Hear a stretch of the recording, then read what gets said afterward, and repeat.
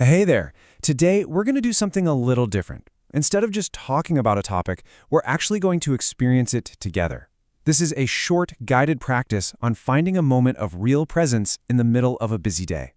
And our guide for this is a simple story about a morning cup of chai. So let's begin. But first, I have a question for you, and I want you to really take a second to think about it. When was the last time you weren't just doing something, but you were actually noticing it? You know, the feel of a warm cup in your hands, the sound of rain outside the window, the actual real taste of your morning coffee. Today, we're going to find one of those moments. So let me introduce you to Meera. Her morning routine is probably going to feel very, very familiar. It's like a well-oiled machine, right? Just a series of tasks she does on complete autopilot to get the day rolling. Every single morning, she makes chai, and the steps are always the same. Milk in the pan, a splash of water, crush the cardamom, grate the ginger.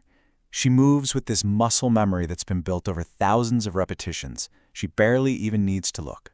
And that's because while her body is in the kitchen making chai, her mind is already out the door.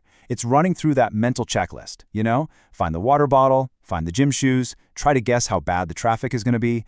Her mind is everywhere except right here, right now. The chai is ready, she pours it, picks it up, and she's about to do her usual thing, drink it standing up, ready to move. But then, something different happens.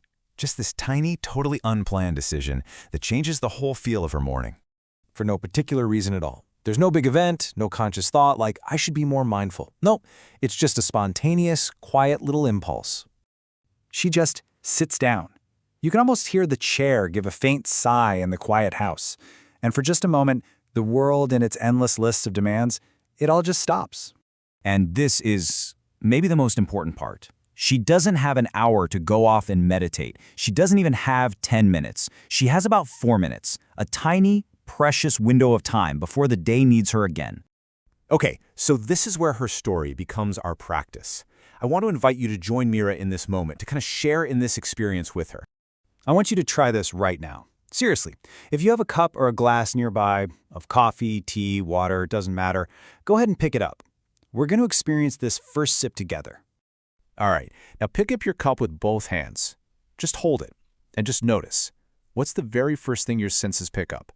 Feel the temperature against your palms. Is it warm? Cool? Notice its weight, the texture of the surface.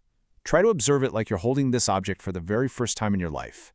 Meera feels the warmth of her chai. Not hot, just a gentle warmth. And for the first time, she doesn't just register it as, not too hot to drink. She actually notices the warmth as a thing in itself. A simple, reliable comfort. And now, let's take the first sip.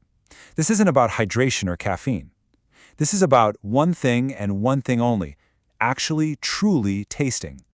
And in that one moment of attention, the flavors just come alive. The cardamom she crushes every single morning is suddenly present. It's bright and distinct. And underneath that, there's the warmer, spicier note of the ginger. And finally, that gentle sweetness. I mean, these flavors were always there, but they were completely invisible to a mind that was already somewhere else. This really highlights a powerful contrast, doesn't it? The habitual sip is automatic. It's mechanical. The flavors are muted, and the drink is just fuel.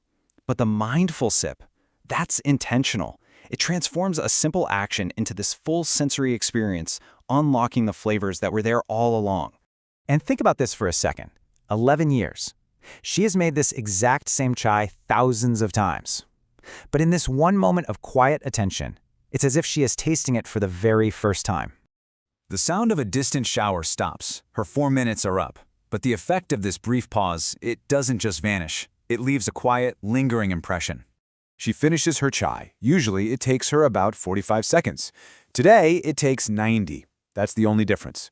It's not some major overhaul of her schedule. It's just a small difference, but a real one. And that's all it takes. The morning chaos picks back up. The family gets out the door, and she finds herself standing alone in the quiet kitchen. And it's here that one final, tiny detail shows that something in her awareness has truly shifted. The pan she used is still on the counter. It still smells faintly of cardamom. And this time, she notices. Her awareness is still just a little more awake, a little more present, catching the small sensory details that are always there, just waiting. And that's our practice. This wasn't about adding some complicated new habit to Meera's life. It was about transforming a moment that already existed. So, the question I'll leave you with is this.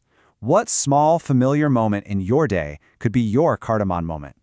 What is waiting right there in your daily routine to be truly noticed?